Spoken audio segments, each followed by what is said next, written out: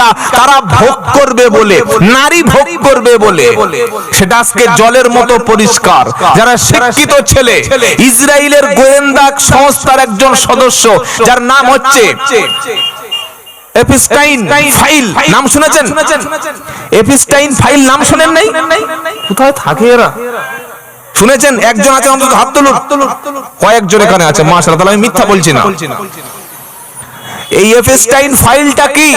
প্রশান্ত মহাসাগরের মধ্যে একটা দ্বীপ আছে, যে দ্বীপের মধ্যে বিশাল বড় একটা স্বর্গের মতো, জান্নাতের মতো প্রাসাদ নির্মাণ করা হয়েছে। আর যেখানে পৃথিবীর সুন্দরী বাচ্চা 5 বছর, 4 বছর, 8 বছর, 10 বছর, 12 বছরের মেয়েদেরকে ফুসলিয়ে পাচার করে ধরে সেখানে নিয়ে যাওয়া হতো। আর সেখানে ওই পৃথিবীর সেরা সেরা ব্যবসায়ী, সেরা সেরা ধনী, সেরা সেরা খেলোয়াড়, বড় বড় নামকরা রাজনীতিবিদ, বড় বড় পৃথিবীর বিজ্ঞানীগুলি, তারা ওই কচি কচি 8 বছর, 10 বছর, 5 বছরের মেয়েদেরকে রেপ করে, ধর্ষণ করে, হত্যা করে সেই মাংস রান্না করে খেত। তার নাম হচ্ছে এপস্টাইন ফাইল। তার মধ্যে কার নাম আছে? Donald Trump. আর কার নাম আছে? Bill Gates. আর কার নাম আছে? Elon Musk. আর কার নাম আছে? ভুল করে আমাদের প্রধানমন্ত্রী নামও কিভাবে চলে এসেছে আল্লাহই জানে। কি বলছেন? বানানো কথা বলছি না কিন্তু। তার মধ্যে নাম আছে একজন বিজ্ঞানী যার নাম হচ্ছে স্টিফেন হকিং। নাম শুনেছেন? যে আবিষ্কার করেছিল ব্ল্যাক হোল। মালটা পুরো 100% প্যারালাইসিস, এরকম করে শুয়ে আছে, এরকম করে। ওখানে যেত আর কতটা বাকি, ও তো শরীরের 100% প্যারালাইজ, তো ও কিভাবে যেত ওখানে, কি করতো ছোট ছোট মেয়েদের সাথে? আপনি ভাবতে পারছেন? 11 বছর 10 বছরের মেয়েদেরকে নিয়ে যেত ডোনাল্ড ট্রাম্প সহ, ইলন মাস্ক সহ, বিশ্বের বড় বড় আমাদের যারা রাজনীতিবিদ, আমাদের যারা বড় বড় খেলোয়াড়, আমাদের ছেলেরা নবীর নাম জানে না, রসুলের নাম জানে না, ফাতেমাকে চেনে না, আবু বকর চেনে না, উমরকে চেনে না, খালেদ বিন ওয়ালিদকে চেনে না, সালাউদ্দিন আইয়ুবী চেনে না, তিতুমিরকে চেনে না। কিন্তু ওদেরকে বলুন মেসি, বলুন নেইমার, বলুন রোনাল্ডো, বড় বড় বিশ্ববিখ্যাত ফুটবলার কে আছে, একদমে 22 জনের নাম বলে তবে দম ফেলবে। এই মালগুলো সব ওই দ্বীপে যেত আর 10 বছর 12 বছর মেয়েদের ধর্ষণ করে, রেপ করে, কেটে কেটে টুকরো করে ওই মাংস রান্না করে খেত। কারণ এরা কি মানুষ? সেই এপস্টাইন ফাইল আজকে সারা পৃথিবীতে প্রকাশ হয়ে গেছে। চিন্তা করুন, কাদেরকে আমরা সভ্য বলি? ওরা আমাদের মুসলমানদের অসভ্য বলে। ওরা মুসলমানদের শেখায় তোমরা বাচ্চা মেয়েদের বিয়ে দিও না। ওরা মুসলমানদের শেখায় তোমরা মেয়েদের পর্দা করো না। 18 বছর আগে বিয়ে দিও না। 18 বছর আগে যদি বিয়ে তোমরা দিয়ে দাও, তাহলে এই এপস্টাইন ফাইলের মধ্যে যারা যে নামগুলো এসছে, ওরা কচি কচি মেয়েদের তাহলে ধর্ষণ করে হোটেলের মধ্যে রান্না করে আর সেই মাংসগুলো খাবে কি করে যদি সব মেয়ে বিয়ে হয়ে যায়? আমার কথা বুঝতে অসুবিধা হচ্ছে কারো কি?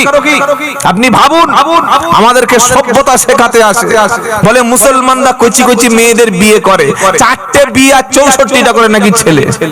কি বলছে কথা বুঝতে পারছেন না? মনে রাখবেন, ইসলাম হচ্ছে সেই ধর্ম যে ধর্ম একজন নারীকে সর্বোচ্চ সম্মানে ভূষিত করেছে। ইসলামে কোন নারীর অনুমতি ছাড়া তার বিয়ে দেওয়া জায়েজ নয়। ইসলামে বিয়ের সময় সেই নারীর দেনমোহর, অর্থনৈতিক কিছুটা সাশ্রয় তাকে ফরজ করে দিয়েছে।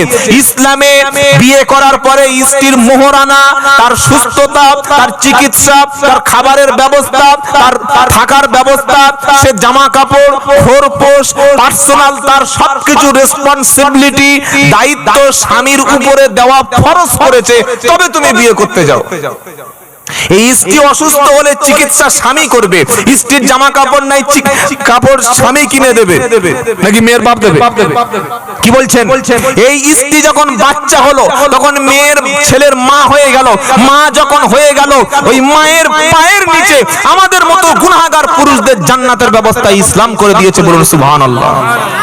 আর তোমরা আমাদের সভ্যতা শেখাতে আসো, তোমরা আমাদের ইউরোপ আমেরিকা থেকে সভ্যতা শেখাতে আসো। তোমরা 10 বছর মেয়েকে ধর্ষণ করে তাদের রান্না করা মাংস খাচ্ছ, সেই ছবিগুলো প্রকাশ হচ্ছে, আর তোমরা আমাদের বলছো আমরা অসভ্য। তোমাদের কাছ থেকে আমাদের সভ্যতা শিখতে হবে। পৃথিবীর নিকৃষ্ট মানব সভ্যতার দুশ্মন হচ্ছে এরা। এইটা যদি কোনো মুসলমান মোল্লারা করত, তালিবানেরা করত, অন্য কোন মাদ্রাসার ছাত্ররা করত, এতক্ষণ সারা বিশ্বের মিডিয়া হই হই করত, আরে দেখেছো মুসলমানরা কত নিকৃষ্ট। তবে হ্যাঁ ভাই, আমাদের দেশের যে আইন রয়েছে সেই আইনের প্রতি আপনারা শ্রদ্ধা রাখবেন। আপনার মেয়েটা পড়াশোনা করছে করুক, উচ্চ শিক্ষায় উচ্চ ডিগ্রি করছে করুক, তাকে একেবারে ছোট বয়সে বিয়ে দেবেন না। কথা মনে থাকবে ইনশাআল্লাহ। আপনার মেয়ে পড়াশোনা করছে ভালো কলেজে, ভালো ইউনিভার্সিটি, ভালো একটা আলাদা মিশন, যেগুলি বর্তমানে শিক্ষার পরিবেশ অত্যন্ত ভালো, সেই মিশনগুলিতে খোঁজ করে কোথায় আপনার মেয়ের চরিত্র সতীত্ব সংগ্রাম হেফাজত থাকবে, টাকা খরচ করে ওরকম girls mission, girls college, girls স্কুলগুলোতে ভর্তি করাবেন, যাতে আপনার মেয়ের সতীত্ব সংগ্রাম ইজ্জত হেফাজত থাকে। একটা নারীর সতীত্ব সংগ্রাম আর ইজ্জত চলে গেল, ওই নারীটা তখন পৃথিবীতে বেঁচে থাকার কোনো মূল্য তার কাছে আর। কথা মনে থাকবে ইনশাআল্লাহ। জান্নাত